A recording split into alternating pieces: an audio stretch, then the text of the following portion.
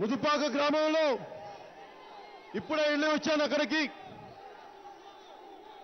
983 ఎకరాలు మీరు భూదందా చేసి భూదోపిడీ చేస్తా ఉంటే ముఖ్యమంత్రి గారికి నేను ఇదే చెప్పదలుచుకున్నాను.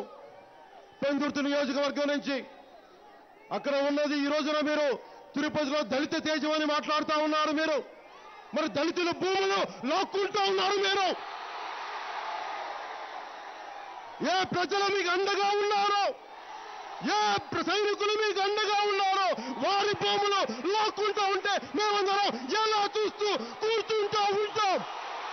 ఎందుకు మీకు ఎదురు తిరిగా కూడదు?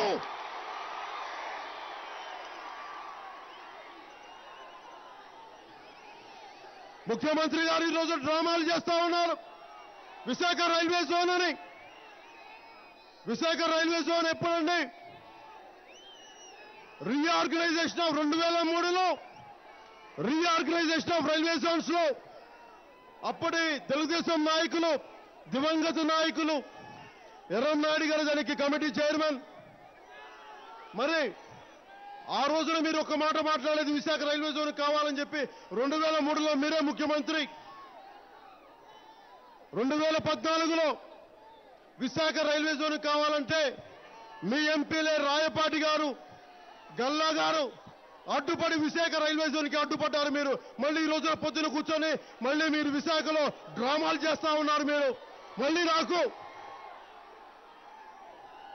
మళ్ళీ మీరు డ్రామాలు చేస్తా మళ్ళీ జనసేన నన్ను ఛాలెంజ్ చేస్తారా?